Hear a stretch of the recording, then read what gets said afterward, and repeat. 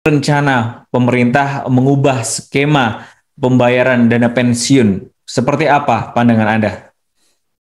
Ya, ini kalau saya mengikuti tentang kebijakan pengelolaan pensiun atau manajemen pensiun ini memang sebenarnya bukan saat ini saja gitu Mas Gilang ya. Ini apa perubahan kebijakan atau pergantian kebijakan ya, isu-isu berkaitan dengan hal tersebut itu sudah lama ya, tidak hanya tahun ini saja, tidak saat ini saja, tidak saat Sri Mulyani saat ini menyampaikan pendapatnya kemudian menjadi viral katakanlah. Saya kira beberapa tahun yang lalu pun sudah muncul gitu kan, dan tahun-tahun berikutnya juga sudah muncul gitu kan. Dan secara khusus sebenarnya di dalam Undang-Undang ASN ya, Undang-Undang 5 tahun 2014 itu juga mengamanatkan adanya pengelolaan pensiun ini gitu kan. Jadi perlu ada peraturan pemerintah yang diharapkan itu bisa mengatur mengenai jaminan pensiun PNS dan jaminan hari tua PNS. Ini saya kira semestinya paling tidak 2 tahun ya kalau tidak salah ya, 2 tahun sejak Undang-Undang ASN itu terbit, itu ketentuan mengenai peraturan pemerintah ini sudah ada gitu kan, sudah diterbitkan. Tapi sampai saat tahun ini tahun 2022 itu juga masih tarik ulur tampaknya. Ini saya kira juga yang membuat publik bertanya-tanya gitu kan, ada apa di balik itu gitu kan. Dan sebenarnya juga tidak aneh juga sampai sekarang masih tarik ulur mengenai kebijakan baru mengenai pengelolaan program jaminan pensiun dan jaminan hari tua PNS ini sampai sekarang masih belum tuntas kebijakannya. Baik, Pak Didi, ini kan banyak masyarakat umum ya, masyarakat awam yang mungkin bukan PNS, ini kan juga bertanya-tanya, sebetulnya tiap bulan itu katanya PNS sudah dipotong gajinya seperti itu untuk pensiun atau hari tua seperti itu. Lalu kemudian mengapa ini masih menjadi beban negara? Sebetulnya pengelolaannya ini seperti apa Anda melihatnya, Pak Didi? Ya, baik. Memang secara prinsip ya Mas Gilang dan juga Tribuners dimanapun berada ya. Jadi kalau dalam regulasi kan menyebutkan bahwasanya sumber pembiayaan jaminan pensiun dan jaminan hari tua PNS itu berasal dari pemerintah selaku pemberi kerja dan iuran PNS yang bersangkutan. Artinya ada bagian-bagian masing-masing begitu kan. Dari pemberi kerjanya yaitu adalah pemerintah kalau PNS ya. Sementara juga di sisi lain PNS yang bersangkutan juga iuran gitu kan, dipotong ya setiap bulan yang kita tahu potongannya seperti disebutkan Mas Gilang tadi, bahwasanya tiap bulan mereka dipotong untuk iuran jaminan dari itu atau jaminan pensiun ini. Jadi saya kira pendapatnya itu benar, artinya memang dari pemberi kerja juga berkontribusi untuk menyampaikan ikut iuran gitu kan. Di sisi lain PNS itu juga memberikan iuran sebesar 4,75% dari gaji pokoknya ya, sebagai pembiayaan pensiun ya. Gitu Mas. Oke, jadi tetap itu artinya iuran 4,75% memang dari PNS tersebut, namun juga sisanya ini adalah dibayar pemberi kerja atau dalam hal ini pemerintah, dan itu yang membuat yang dikatakan Ibu Sri Mulyani membebani negara, yang sisanya itu ya Pak ya? Kalau pemahaman saya tidak hanya itu, justru nanti ketika ketika pegawai itu pensiun begitu kan, kemudian setiap bulan pemerintah itu juga punya beban untuk membayar pensiun dari para PNS itu kan di seluruh yang berjumlah terakumulasi dari jumlah-jumlah sebelumnya. Itu saya kira beban di situ malah juga yang tidak kalah besar gitu kan. Jadi itu saya kira yang lebih tepat untuk menggambarkan beban pemerintah, beban negara untuk membayar pensiunan itu, karena setelah pensiun mereka akan dibayar dengan pensiun yang dari beban anggaran pemerintah.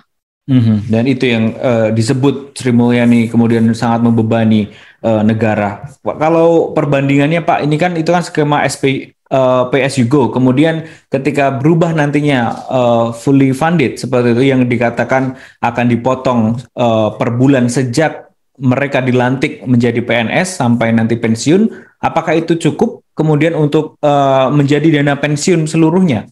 Seperti itu. Ya, jadi kita pahami dulu apa yang dimaksud dengan PSUGO gitu kan. PSUGO atau sering disingkat sebagai PEGO ya. PEGO itu merupakan suatu metode di mana manfaat pensiun yang jatuh tempo pada periode tertentu itu cukup hanya dibiayai dari dana yang disediakan untuk pembiayaan program tersebut ya, misalnya dari iuran atau pajak ya, atau anggaran pemerintah apabila pemerintah bertindak sebagai pemberi kerja seperti PNS ini.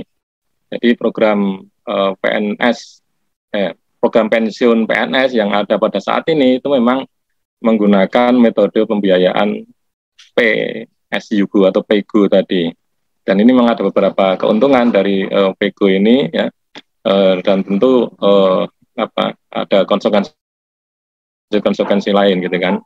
Sementara kalau metode full funding ya yang kemungkinan akan ditawarkan untuk menggantikan PEGO tadi itu adalah suatu metode pembiayaan pensiun di mana besarnya dana yang dibutuhkan untuk pembayaran pensiun itu dipenuhi dengan cara diangsur bersama-sama melalui iuran antara peserta, dalam hal ini PNS aktif dan pemerintah sebagai pemberi kerja. Jadi ada keterkaitan dengan PNS aktif yang masih bekerja ya, dengan nanti pensiun diberikan kepada PNS yang sudah tidak aktif atau yang sudah pensiun. Jadi itu perbedaan utama dari PEGO dengan full funding ini. Masing-masing ada konsekuensinya. Begitu Mas Gina. Baik, kalau menurut Pak Didi lebih baik mana, apakah kemudian dengan skema yang ditawarkan Kementerian Keuangan ini akan menjadi lebih baik daripada skema yang sudah ada selama ini? Kalau pertanyaannya lebih baik atau tidak lebih baik itu dari perspektif mana dulu gitu kan ya. Jadi kalau kita melihat isu dari pengelolaan pensiun PNS itu terutama ya, kalau saya lihat ya sebagai pengamat kebijakan publik itu terutama karena pemerintah merasa semakin lama semakin berat beban yang dipikulnya gitu kan. Jadi anggaran untuk membayar atau memberikan pembiayaan pensiun ini ya kepada penerima manfaat itu semakin berat. Itu yang kemudian pemerintah kalau sebelumnya dengan PSUGO itu tadi ya PEGO itu PEGO itu memang konsepnya adalah mengandalkan kemampuan pemerintah gitu kan, dalam mengumpulkan penerimaan terutama sumber-sumber pembiayaan ya, misalnya pajak ya. Jadi kalau misalnya pembiayaan penerimaan pemerintah itu berkurang atau menurun ya nanti akan semakin berat gitu kan beban pemerintah untuk pengeluaran dalam pembiayaan pensiun ini. Sementara kalau full funding tadi itu bagi kesinambungan program pensiun itu tidak begitu berpengaruh signifikan. Karena di situ juga ada misalnya pelibatan terhadap PNS aktif ya untuk ya semacam kayak jaminan sosial begitu ya, jaminan sosial bagi PNS secara umum terutama yang juga sudah pensiun.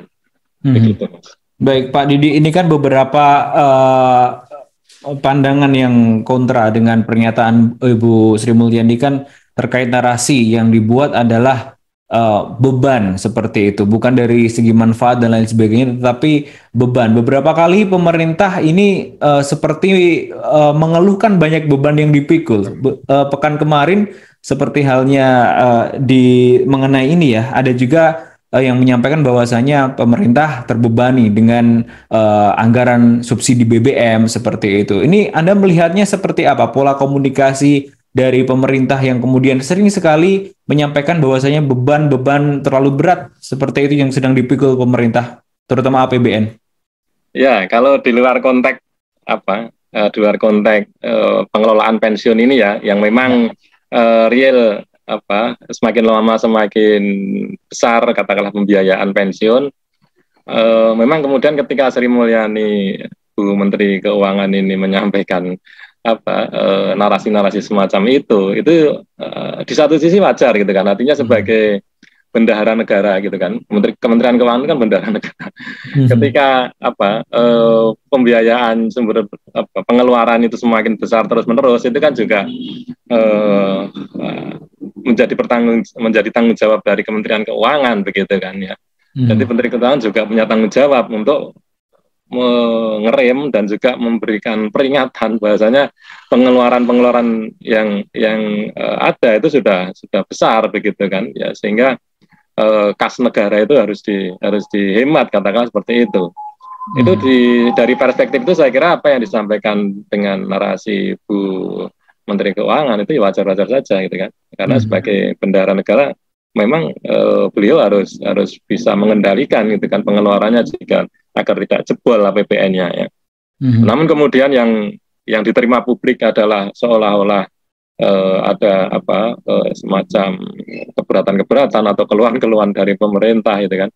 Ya ini mungkin benar seperti yang disampaikan Mas Gilang tadi, ini bagaimana komunikasi publik yang dibangun oleh Kementerian Keuangan atau Bu Menteri ini untuk bisa lebih diterima oleh publik gitu ya, untuk menyampaikan realitas kondisi anggaran dari pemerintah terutama dalam rangka untuk membiayai pengeluaran negara. Begitu ya. Oke, baik. Kembali ke mengenai dana pensiunan PNS, Pak Didi, apa yang disampaikan Bu Sri Mulyani tadi kan beban negara kan ditaksir sekitar 2.800 triliun rupiah, itu meliputi PNS di pusat dan juga di daerah. Kalau misalkan ini apakah keseluruhan sebetulnya dana pensiun ini dibayarkan oleh pemerintah pusat atau sebetulnya pemerintah daerah juga memiliki tanggung jawab untuk membayarkan pensiunan aparatur sipil negara yang berada di tingkat pemerintahan daerah? Ya, ini saya kira pertanyaan menarik begitu ya. Apakah pemerintah daerah ya itu juga diharapkan bisa berkontribusi untuk berbagi beban tadi begitu ya? Ya, karena memang realitas saat ini kan juga ada yang PNS atau ASN juga ya, yang berstatus pegawai daerah, ada yang pegawai pusat gitu kan. Namun perlu diingat bahwasanya meskipun katakanlah mereka PNS pegawai daerah, tapi katakanlah sumber pembiayaan selama ini kan juga APBN juga gitu kan. Meskipun kemudian APBN yang ditransfer atau dialokasikan ke APBD. Ya betul, dialokasikan melalui dana perimbangan atau DAU ya selama ini ya, dana alokasi umum. Ya, meskipun kemudian masuknya menjadi APBD. Nah, bagaimana dengan pensiun nanti? Apakah bisa semacam itu gitu kan? Jadi saya kira ideal juga gitu kan. Artinya bisa dipertimbangkan dan itu cukup masuk akal begitu ya. Jadi perlu dipisahkan mana yang menjadi tanggungan pemerintah pusat dan mana yang menjadi tanggungan pemerintah daerah gitu kan.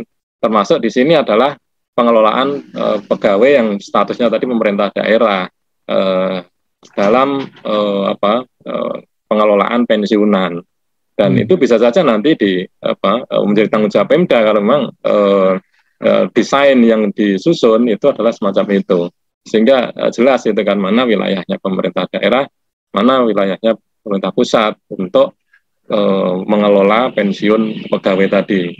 Dan meskipun sekali lagi tidak menutup kemungkinan anggaran dalam APBD yang digunakan untuk pembiayaan pensiunan tadi itu juga sumbernya dari pusat juga gitu kan, melalui dana perimbangan atau DAU. Ini saya kira bisa dipertimbangkan juga gitu Mas.